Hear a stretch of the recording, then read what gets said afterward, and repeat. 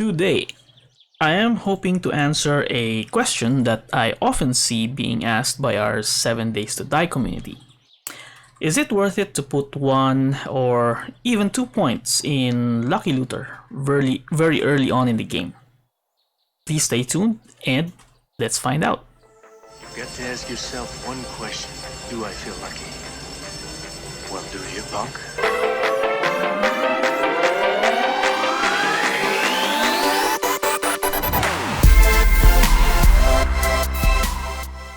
Hello everyone!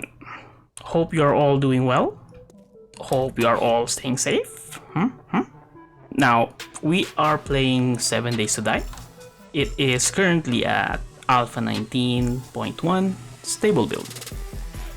Before anything else, we all probably know the changes the devs made in Alpha 19 on how loot will appear in the chests, boxes, etc. If I understand it correctly, it is now totally dependent on your game stage.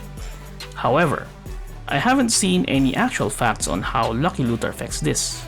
Now, for those of you interested on the loot progression details, I've put a link in the description below from the official 7 Days to Die website. And one last thing, being in a party with others could change the loot table for your party, so the info in this video might not be applicable if you're always in a party with different levels of game stages. Now that that's out of the way, let's do this. So I was thinking, how could I best test this? Obviously, I'll have to do a lot of looting, and I figured if we can get at least 20 of each of the boxes and 10 of each of the chests per save game, I think that would be great. That would put the total to 120 containers per save game. And I think that should be a reasonable amount. Yeah, that should be a reasonable amount that we can expect to encounter while we are in the first 11 levels of game stage. And these are the containers that I will loot for this exercise. So we'll have the Shotgun Messiah, the Working Stiff Tools, the Chamois Foods, the Passing Gas, Poppin' Pills, and then we'll have the Reinforced chest and the Hardened chest. So these are the most likely ones we will encounter even on the very early stages of the game. So I will be using 3 save games for this. One with my character having 1 point of Lucky Looter and one without, and one with 2 points of Lucky Looter. And all will have the same exact number of chests and boxes looted for each type. So if I've looted 20 Poppin' Pill boxes on one save game, it will be the same number on the others. And for each save game, there will be a central storage like this where I will store all the loot so we can compare at the end. And lastly, I'll do the entire looting behind the scenes, or else this is going to be a long ass video. And I'll also put time markers so you can easily navigate the video. So alright, here goes. See you in a bit. Many unbearable hours later. And we're back. All done. Holy crap, that was a little bit exhausting. So now let's go through each save game and compare the loot. But just a side note. So on some of the loot, especially the ones that you can scrap for stone, like the wooden club, spear, and I think on the tools department, the stone axe, just so that I can fit them all in one box, I've scrapped some of those. So there's actually a lot more stone axes that I got and stone shovels. But the other ones, like for example, these ones will scrap for iron, I think, and this one for maybe cloth. I didn't. Only the stone tools and the stone weapons. Alright, so here we go. So first, let me show you the loot for my save game with 0 points in Lucky Looter. So these are the ammo and the weapons, explosives, and mods in one box. And obviously you can just refer back to the video. You can stop and pause if you want to review the loot that I got for each save game. This one is the miscellaneous. I put here all everything else, so even the schematics, the books, and yeah. So here you got all the armor and the tools, and I even included here the parts because I don't think it would have fit here, so I just put it here, all the parts here, and scrap the extra stone tools. Alright, so that's the character with no lucky looter. Now let's go to the character with 1 point and lucky looter.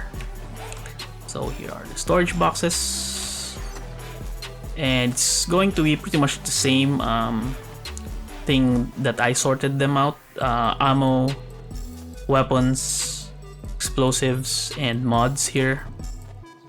And we got the miscellaneous here, and we got the armor and stone tools here. Now the parts, I was able to fit the parts here.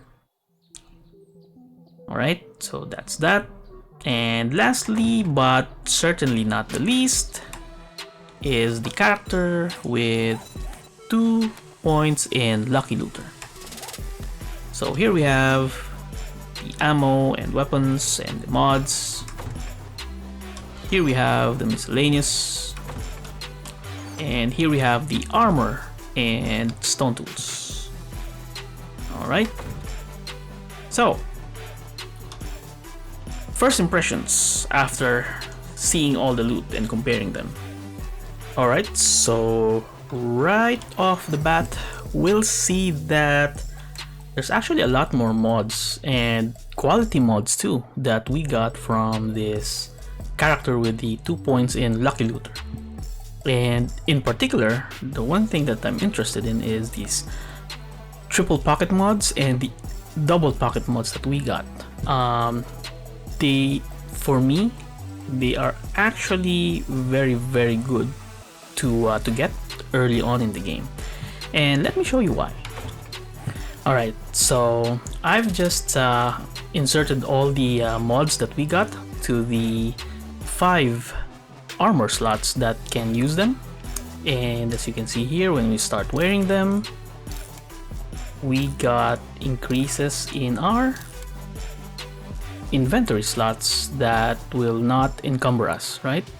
So how many slots in total did we get from that? We got 3, 6, 7, 8, 9, 10, 13 slots. That would be an equivalent of putting 3, 4, that's 10, 14. That's an equivalent of putting 4 points in the pack mule perk, and you even need strength level 4 for this, so that's an additional what? 1, 2, 3, so that's 6, 7 points in pack mule or in perk points that we saved, and that's a huge deal, at least for me. So there you go. And the next thing that also stood out for me is the other mod in the other mods that actually we can put in tools, like for example the grave digger, the wood splitter, bunker buster, which increases our damage against stone, and iron breaker, damage against iron.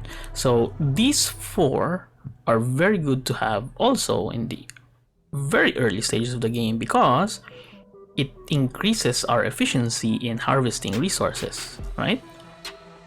So yeah, that's the first glaring thing when I was looking and reviewing the loot, is the quality and the amount of mods that we got.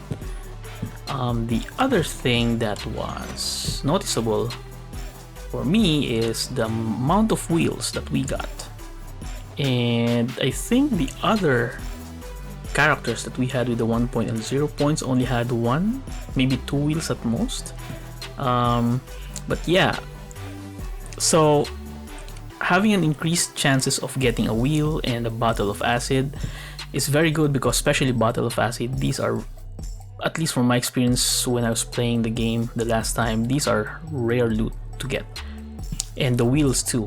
So being able to get these means that we will be able to craft the bicycle also very early in the game. So to be able to craft the bicycle, we just need, I think, 1 point in, yep, 1 point in the grease monkey, and we need level 2 intellect, so that's 2 points that we need, 2 perk points. So that's very easy to do, right? And I think if I remember correctly, you don't need a workbench to be able to craft the bicycle. So you just need the parts. Let's see what the parts are. Bicycle, yeah. So you just need the mechanical parts, which we got, and these two, which we got. And I think in the in the other saves, we got the bicycle handlebar. I think it's on the 1 point lucky looter. So that means that there's also going to be a good chance to get this or all of these components in the 2 point lucky looter, right? Now, schematics wise, I'm not really sure how to make a conclusion out of this one, because schematics are too varied to be able to say that we got, like, even if we got more, I'm not sure if we actually benefit immediately from the schematics, right? Because some of them will require advanced components and a workbench, and yeah, you won't be able to craft them immediately. That's that for the positives. Now, what did I observe on the negative side? Now, this is true for all the save games, whether it was 2 point in lucky looter, 1 point, or 0 points. And that is, I noticed that we didn't get any food recipe at all. I'm not sure if the devs intended it so that we won't get any food recipe on tier 0, or we'll just get it starting at tier 1, or maybe they just change it so that we can buy it from the vendor. But in all the 3 save games, we looted 360 containers. I didn't see any food recipe at all, which is very glaring to me. And maybe some of you who have played this game at more than I did, or I do on this current build, can tell us in the comment section below when did you notice being able to loot the food recipes, right? So that's one thing. And the other one is definitely no crucible on day 1. I've seen some comments in Reddit or YouTube or Facebook where some people are claiming they're able to get crucible on day 1 right off the bat. So I was like, oh well, good for them. But in this exercise, as you've noticed, we didn't see any crucible at all, even the recipe. And that's also one of the rarest things to get. That's one of the things that I've seen a lot of folks are kind of complaining that they aren't able to get immediately, because that, I think, enabled us to craft steel, right? Now, on the more serious note, we didn't get any iron pickaxes or iron tools, obviously, because we're at tier 0 and we need to be at least tier 1 for that, right? So we're at game stage 4. I think we start getting them at game stage 12. We also didn't get any double barrel shotgun or level pistols. So that's that. And what else? The next thing that I would like to point out is, while I was actually doing the looting, I've experienced what the other players what the others that have written when they were kind of complaining about these changes in the progression system. So, and what I mean by that is, once I got all the blunderbusses, and since I know that the maximum I can get in terms of the weapon is a blunderbuss, I felt like I didn't have as much excitement anymore looting, because I know that I'll only really be getting a blunderbuss. And the only thing that kept me kind of excited when I was looting was getting more of these. But after I got them, and even then when I got them, I was like, this 3 and this one, I was like, okay, now what else, right? Yeah, it definitely lessened the excitement. Even the armor, I knew that I won't be getting any other armor, and especially the tools. So I knew that I would be stuck with the stone axes and the stone tools, right? So yeah, that's something to keep in mind about the current progression system. And I'll leave it at that for now, because that's probably going to be a subject for another video if I do want to discuss it on another video, maybe on my playthrough. But I think the devs are still working on it. They said they're hopefully they're able to find balance in terms of still making looting exciting. Again, especially once you get all the ones that you are able to get on the game stage, and as well as not giving a lot to the players, or to have a smooth progression still, right? And not making the players overpowered early on in the game. I think my idea on the top of my head, it's not a foolproof idea, but on the top of my head, make it so that, let's say you have a 1 out of 1,000 or 10,000 chances to get a level 1 iron pickaxe. So you're telling me there's a chance? Yeah! Right? So if there's that chance on the back of your head that you might get it, maybe that will make things a bit exciting. Well, at least it's something, right, that you think that you might get. It's not like, at least in your mind, when you're looting, you're like, oh, I got it all. Yeah. So you know, it makes it a bit boring. What else? Yeah. So in the guns department, same thing.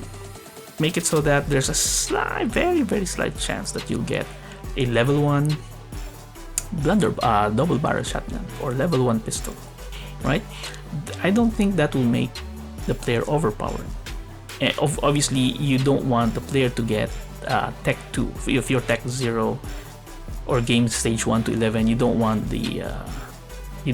to have the player get a machine gun immediately, right? Or so yeah. So just maybe on the next tier, put a slight chance to get the next tier. That would be great. What else? I don't know. I'm kind of exhausted from all of this exercise, but I know that you also will be able to derive something out of this information, I hope. So that is going to wrap it up for this video. I hope you found the information contained in this video useful, and if you liked it, please don't forget to hit that like button. And hey, this is a gaming channel, so if that is the type of content that you like watching, please don't forget to hit that subscribe button and hit the notification bell. As always, stay safe. Not like what I'm doing here right now, but yes, please stay safe, and thanks for watching. This is Kenra, signing off.